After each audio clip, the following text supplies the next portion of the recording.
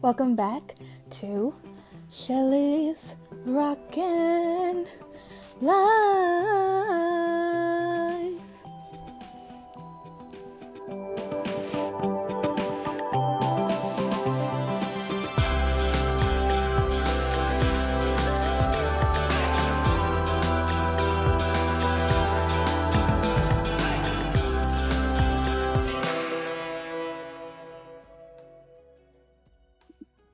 Hey guys, welcome back. If you're new, welcome to Shelly's Rockin' Live.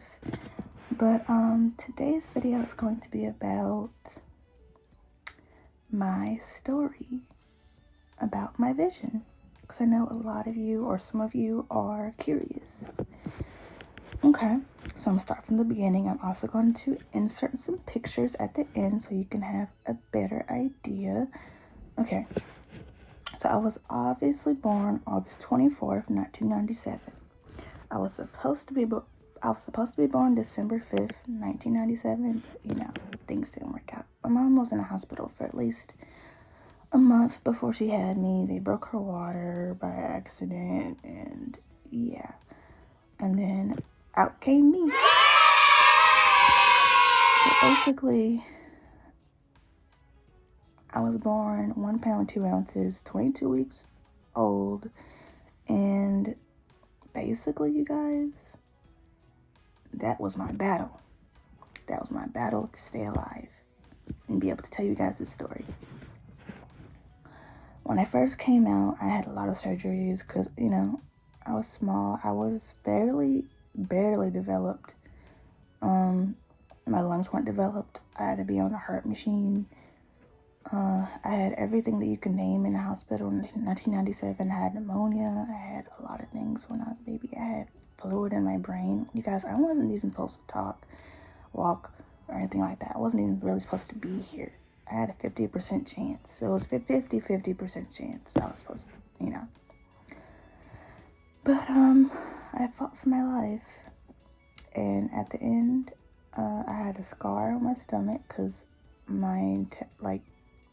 if you're eating, skip this part, but I actually had a valve in my stomach, and it was basically poisoning my system.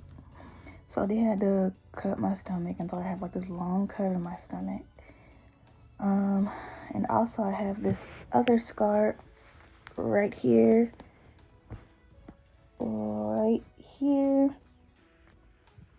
on my wrist. That's from them putting too many IVs in my arm when I was a baby, and my veins eventually busted. So now every time I go get shots and blood work and stuff, it takes them a long time to find a vein because I have really small veins as well. But I came home at 5 months old. It wasn't 5 months old. I came home in 5 months, you guys. I'm sorry. I came home in 5 months. I was 5 pounds too. And during those 6 months stay in the hospital, my mom wasn't able to hold me until I got home. So a lot of people think, oh, Michelle's a mama's girl and this, that, and the third. No, you guys, we just have a good relationship, and she wasn't able to hold me when I first came out. So what do you guys expect, But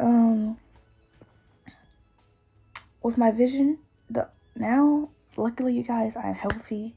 I don't have any heart issues. I have asthma. I have my vision problem, and that's about it. Asthma and vision. That's it. And I'm so grateful and happy and blessed to have that, So basically, I know someone wanted to also know about my prosthetic eye. So I'm going to tell you guys a little bit about that, because this basically plays a part.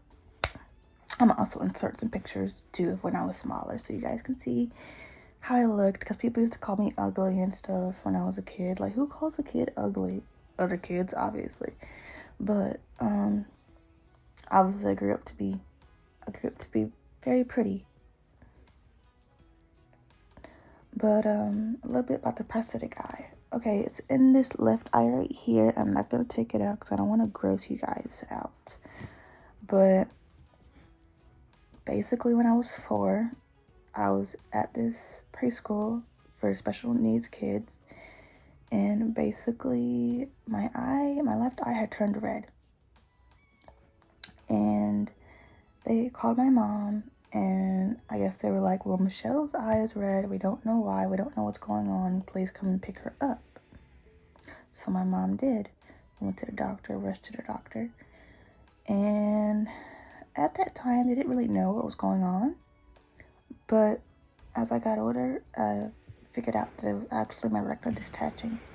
But back then, I guess they didn't really have the equipment to really know about what was going on. So they decided to just take it out.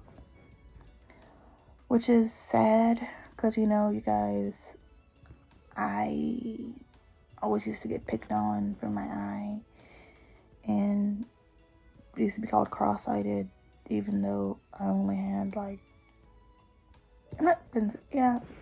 only had one functional eye, and the prosthetic.